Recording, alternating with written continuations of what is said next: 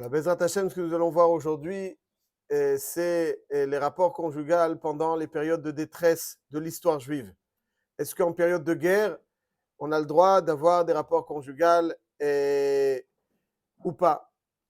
Et la source de ce débat se trouve dans le Masechet Ta'anit, Daf Yud Aleph Amud Aleph. La Gemara nous dit Amar Resh Lakish, Asur le Adam le Shamesh mitato bishne re'avon. Nous dit Resh Lakish, le célèbre Resh Lakish, que pendant les heures de famine, on n'a pas le droit d'avoir de rapport conjugal. Assour. Conjugaux. Assour la Adam le Shamesh mitato bishne re'avon. Quand il y a le rave, quand il y a la famine, on n'a pas le droit. Quelle est la source de Resh Lakish? Chez Nehemar, Ul Yosef Yulad Shne Banim Beterem Tavo Shnat Arav.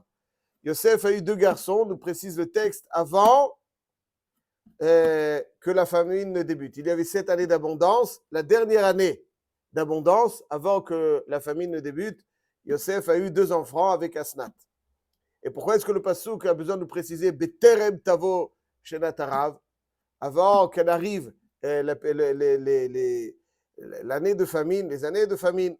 Nous dit Resh Lakish, c'est pour nous dire que si ça avait été pendant la famine, Yosef n'aurait pas eu de rapport. Pourquoi? Asur le Adam le Shamesh mitato bishnat re'avon. Bishat tsar. Voilà. Pourquoi? Rashi nous explique la raison est de tzarich Adam ninhog tsar be'atzmo. Parce qu'un homme doit participer, souffrir avec le collectif. Il ne peut pas, quand il y a quelqu'un qui souffre, donc l'une des bases du judaïsme, c'est sentir l'autre. Sentir l'autre. Et s'il y a des gens qui souffrent, toi, tu ne peux pas commencer à kiffer et quelque part te détacher, c'est-à-dire participer, se sentir impliqué, concerné, avec toute la compassion.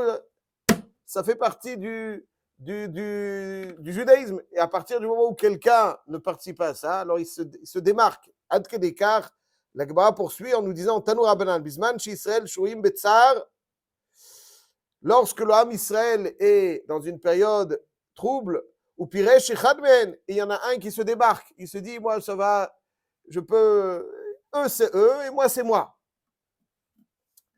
Bain Shnemal Ache Sharet Shemulavin Lo Le Adam. Il y a donc les 2 anges qui accompagnent normalement l'homme viennent et manichilo yeden al rosho, lui mettent leurs mains sur sa tête, veomrim plonisé chez Piresh minat tzibour alir eben chamat tzibour. Celui qui ne vit pas avec le tzibour, ne compatit pas donc pendant les heures de tristesse, ne verra pas les heures de joie. Très bien. Chazak. Très bien. Là, Elimelech, il est parti parce qu'il y avait de la famine, mais finalement, donc, le texte nous dit qu'il ne voulait pas qu'on toque trop à sa porte. Donc, il est parti. Tanya Idach, Bisman She'atzibour Sharoui Betzar Al Yomar, quand le Tzibour est en tsar, Al Yomar Adam Elech Lebeiti Ve'ochal Ve'eshte Ve'shalom Alecha Nafshi. Il souffre. Aval moi, Baruch Hashem, j'ai les armoires pleines. Je vais pouvoir manger, boire tranquillement. Ça sert à quoi que je souffre avec eux? Ça sert à quelque chose? Ça sert à quoi? Moi, je mange. Dommage. Dommage. Mais pourquoi je vais souffrir avec eux? Là-dessus, nous dit le Passouk, Ibo Seked, Alav Akatuv Omer, Vine Sasod Vesimrarog, Bakar Veshchot, Tson, Arog Bakar Veshachot Tson, Echol Basa Ushtotei, Echol Veshato Kivachanamut, etc. Donc tout le Passouk après nous dit que c'est quelque chose d'indésirable, on ne va pas décrire ce qui a marqué. Donc le Yesod et Yesodot, c'est quelqu'un qui doit participer au tsar du Tzibour. Et que... Bien sûr, c'est ça qui nous dit le Passouk, c'est là-dessus qu'il nous dit, tout à fait, Chazak, c'est ça qu'il nous dit.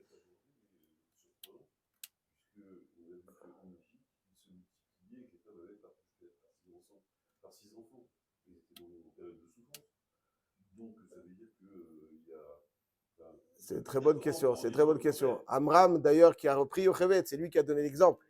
Abraham qui a repris Yocheved pendant cette période trouble. Là, qui vont dire que c'est d'Afka à partir de Matan Torah où nous sommes devenus une nation unie, on n'a pas le droit donc de se déconnecter. C'est un comportement. Le comportement de Yosef. Moi, je vois un autre comportement qui n'était pas celui de Yosef, mais de l'ensemble du plat. Chazak. Et la note de Hachem C'est vrai, c'est une soirée excellente que vous donnez Rabbi Yosef. En tout cas, ce qu'on voit, c'est que on a vu le comportement de Yosef, qui était un comportement donc sublime, et Resh Lakish s'en inspire. Il y en a qui vont dire que après Matan Torah, et comme on a le devoir de le faire. Yosef dit pas de le faire, il l'a fait. Nous, on a le devoir de le faire après Matan Torah. Mais d'ailleurs, Tosfot aussi pose une question semblable à la vôtre. Il dit Yocheved est né Ben Achomot dans les murailles à l'entrée d'Égypte, alors que la famine avait déjà débuté. Alors il y en a qui vont dire que Lévi n'avait pas encore de fille, et donc pour celui qui n'a pas encore de fille, il nous dit Chasouche Banim, c'est-à-dire celui qui n'a pas de fille, il peut avoir ces rapports-là pour mettre au monde un garçon et une fille. Mais une fois qu'on a un garçon et une fille, il y a Choliot que Yosef, lui, avait, nous dit certaines poskim, avait une fille, même si ce n'est pas marqué. Donc c'est pour ça qu'il s'est abstenu. Mais en tout cas, d'ici, on voit, tant qu'on n'a pas fait Piria Verivia, on le peut. Choliot, c'est Davka à partir. On voit que on s'inspire de l'exemple de Yosef, mais là, on parle du miracle fait par Hachem. Les femmes procréent de façon. Ce que vous dites, de façon excellent, excellent. Mais je précise précise que il fallait, alors pour aller dans votre sens, je rajouterai encore quelque chose. Il était nécessaire qu'il y ait. Voilà, la question, c'est comment de Rabbi Yosef, mon cher ami, c'est de savoir comment est-ce que Akadosh Baruch Hu a pu générer autant de miracles, donc puisqu'ils sont nés Shisha Bekeres Echad, à chaque fois donc 6 dans une grossesse, alors que c'était une période de détresse, l'asservissement donc du Ham Israël en Égypte. Alors, il semblerait que il y a marqué dans la Gemara Bizchut Nashim Tzadkaniot Nigalu Israël Mimitzrayim. L'une des explications, par le mérite des femmes, donc on a été sorti d'Égypte, l'une des explications est que il fallait impérativement arriver à 600 000. Yesh shishim ribo otiot la Torah. Il y a 600 000 lettres à la Torah. Il fallait arriver au chiffre de 600 000 pour que le Ham Israël soit en mesure de recevoir la Torah. Donc parce qu'ils ont accéléré le processus, ils ont accepté donc de ne pas prendre de moyens contraceptifs pendant cette période sombre, et ils ont au contraire alimenté le Ham Israël comme il faut. Donc il y a que c'était pour recevoir la Torah. Il y avait quelque chose de particulier, puisque la Géoula, au contraire, c'est ça qui allait activer la Géoula. Les naissances en Égypte, c'est ça qui allait rendre possible cette Géoula. On allait être Nigalim à partir du moment où on peut arriver à Matan Torah. Donc ici, activer la Géoula, c'était mettre au monde ses enfants. Donc c'était au contraire, compatir, c'était activer la Géoula. Et comment on allait activer la Géoula? En mettant au monde 600 000 personnes qui étaient en mesure donc de recevoir la Torah. Mais lorsqu'on n'est pas dans cette perspective de 600 000 pour recevoir la Torah, on nous dit que pendant, il y a aussi après Matan Torah, en tout cas, si on dit comme ça, le Yesod est que, Vadaï qui a Kadosh Baruch Hu a accentué, c'est Yad Hashem, parce qu'il fallait impérativement qu'il y ait 600 000 personnes. Après, quand on est dans une période de guerre, là-dessus nous dit la Gemara, Resh Lakish, que Assour, période de guerre, Assour les Sheresh. Alors, juste je précise, j'ai peur d'oublier après de dire, il y a une svara qui ressemble un petit peu à cela. D'ailleurs, dans certains achronim, je crois que le Hadmour de Munkach, dans les Mikor Achaim, il y a longtemps que je l'ai vu, il dit que aujourd'hui on est dans les Acharit Ayamim. Et En Ben David ba ad sheichlu kol haneshamot shebagouf. Ben David arrivera que lorsqu'il y aura les neshamot qui seront venus au monde et qui. Donc il dit au contraire, aujourd'hui, dans les guerres d'aujourd'hui, parce qu'il faut que je précise quelque chose. Cette question que nous avons soulevée, malheureusement, elle était très présente, trop présente, malheureusement, dans l'histoire juive. Et on retrouve ces questions-là pendant la Première Guerre mondiale. Pendant la Première Guerre mondiale, il y a eu un grand débat. Est-ce que Be'et Milchama, il y a marqué qu'on n'a pas le droit. Donc là, ici, on parle de Bet Re'avon, hein, c'est-à-dire en période de famine. On y revient au Bet Milchama. Mais en tout cas, il y a eu cette question qui a été posée, est-ce que pendant la Première Guerre mondiale, il y a eu même cette question qui a été posée dans un des livres qui décrit les questions les plus affreuse, entre guillemets, de la Shoah, dans le ghetto de Varsovie. Il y avait un victoire entre les rabbinim. Est-ce que, dans une période aussi sombre, est-ce qu'on a le droit d'avoir ces rapports? Et il y en a, donc le Hadmour de Mundkach, un des grands Hadmourim chassidim, disait que dans nos périodes, aujourd'hui, où c'est Acharit Hayabim Chevle Mashiach, alors plus on amènera d'enfants au monde, plus on active la venue. Donc, on peut le faire ressembler à ce qui s'est passé en Égypte. On y revient. Ceci étant dit, si ce n'est ces raisons-là, qui ne sont pas explicites dans le texte, mais certes rapportées dans les poskim, en tout cas, ce qu'on sait, c'est que Resh Lakish, il dit « Asur la dame, le shamesh, mitato, bishne ravon ». Pourquoi j'en parle? Parce qu'hier, il y a plusieurs personnes qui m'ont appelé pour dire « Est-ce que oui ou non, on a le droit ?» C'était une question qui a été posée. Est-ce que oui ou non, on a le droit? Alors que la Gemara nous dit, et on va le voir que c'est dans le Shulchan Aruch aussi, la Gemara nous parle de Shnot Re'avon, c'est-à-dire en période de famine. Mais Rachid nous explique que la raison pour laquelle Shnot Re'avon, alors, c'est parce que il faut être Betsar, il faut participer au Tsar du Tzibour. Il y en a qui vont dire que Shnot Re'avon, on n'est pas suffisamment enfant pour donner naissance à des enfants en bonne santé. Comme ça, il y en a qui disent. Mais en tout cas, Rachid, c'est pas ce qu'il dit. Rachid dit pas cette svara. Rachid dit que la svara, elle est pour être Betsar avec le Tzibour. Et Misvara, Mazem Shane, le tsar de Re'avon ou un autre tsar. Mazem Shane, le tsar du Re'avon ou le tsar. Béhémet, dans le Yerushalmi, dans Perek Aleph de Ta'anit, à la Chavav, nous dit le Yerushalmi comme ça. Amar Rab Avon Ktiv, il y a marqué un pasuk dans Iyov, Beheser ou Vechafan Galmud. Besha'a she'at ro'eh Chisaron baleolam ase ishtecha galmuda. Donc c'est lorsque tu as cheser ou chafan. Chafan c'est la famine. Cheser c'est lorsque le monde est en manque quelque part. Il y a quelque chose une détresse. Il dit à ce moment-là, ase ishtecha galmuda, c'est par toi. Le Yerushalmi juste avant rapporte avec Noach. Il y a marqué que dans le texte, quand Hachem invite Noach à rentrer dans la Teva, il y a marqué Ubata el la Teva ata uvanecha veishtecha udchevanecha itach.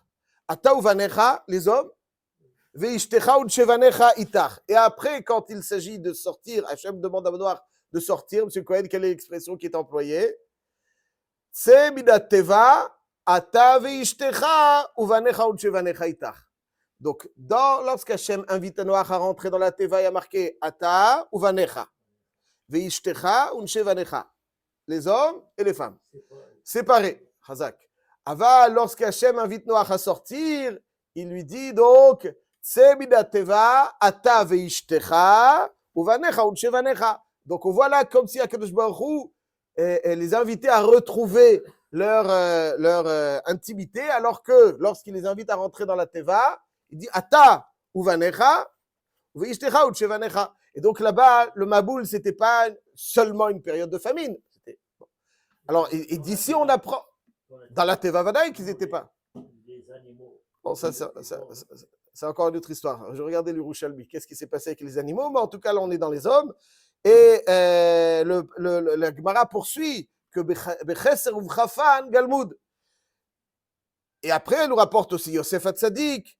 Elle dit Ta'ive Banim, Meshamshim Itotehem, c'est-à-dire Ta'ive Banim, c'est ceux qui n'ont pas, d'après le Beth Yosef, un garçon et une fille. Et d'après Rabbi Yossi, Biyom Shetavla, donc le jour de la Tvila, c'est Moutar. En tout cas, dans ce Yerushalmi, on n'a pas du tout l'impression qu'il s'agit que de Re'avon. Alors on apporte de Noach, on apporte de Chat Cheser. Cheser, c'est lorsqu'on est en manque. Est-ce que c'est un manque de famine? Alors, effectivement, Marana Shulchan Aruch, dans Siman Reshmem, rapporte, Sif Yudbet, rapporte donc cette Gemara, il dit comme ça, Asur, les Shamesh mitato bishne Re'avon. Et là, la Choshuche Banim. Et le Ramor ajoute, Ve'u adin bishar tzarot, shehem kere'avon. De même, pour les autres situations de détresse qui sont semblables à la famine. Alors, en quoi il s'agit Shem Kireavon? Bepashtout, le Ramo fait allusion à ce qui a marqué dans Siman Tav Kufain Vav, qu'il y a des situations pour lesquelles on doit s'imposer des jeûnes, Kigon, alors quand il y a une sécheresse, et il dit aussi Kigon Kutim, il y a marqué dans le Shulchan Aruch Kigon Kutim Shebaou La'aroch Bilhama im Israël. Lorsqu'il y a une période donc, où les Goïms attaquent le peuple juif en guerre, indigne de Tzom, Oliton Me'emas, Olikach Biadam Eretz, où ils veulent prendre donc une partie de nos territoires, Olikzor Lemtza, etc. Donc là-dessus, le Shulchan Aruch nous dit qu'il faut être mitané. Et beaucoup de poskim comprennent dans le Ramo qu'à partir du moment où il faut être mitané, alors aussi c'est la même chose, comme là-dessus fait allusion le Ramo, Chartzarot, c'est-à-dire les autres tsarot sur le Jaravon, dans lesquels donc aussi il va falloir